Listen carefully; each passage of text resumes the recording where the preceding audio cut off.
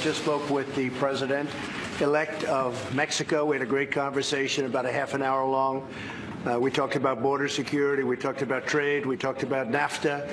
We talked about a separate deal, just Mexico and the United States. We had a lot of good conversation. I think the relationship would be a very good one. We told you earlier in the hour about the candidate that Mexico has chosen as its next president, quite a break from the past. Here's how he characterized his conversation with President Trump. Andrés Manuel López Obrador writes, "I got a call from Donald Trump and we talked for half an hour. I proposed to explore a comprehensive agreement of development projects that would generate jobs in Mexico and with that reduce migration and improve security. There was respectful treatment and our representatives will talk." So, Tom, at least from the sounds of things, it's off to a decent start. Yeah, I think Obrador has taken on that.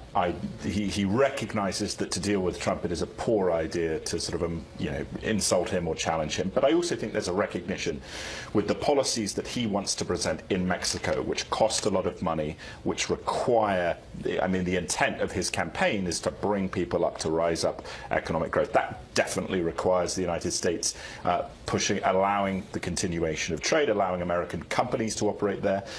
The question will be, as you get into the margin of NAFTA,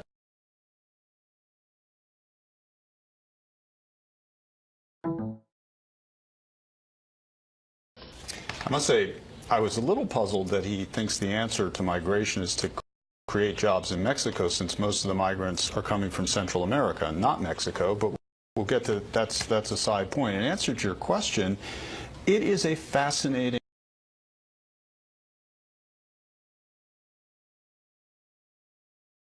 development here. Now we have the 3 member countries of NAFTA. Instead of being governed by the centrists who made that agreement, now we have a right-wing populist in the United States, a left-wing populist in Mexico, and a sort of a leftover from the old center liberal world in Canada. How will they ever bring things together? I think strangely, in terms of their temperament, in terms of the style of politics,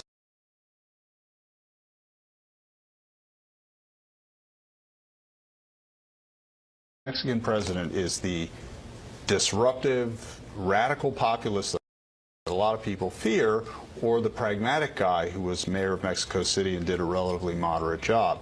And how that plays out with Donald Trump is going to be absolutely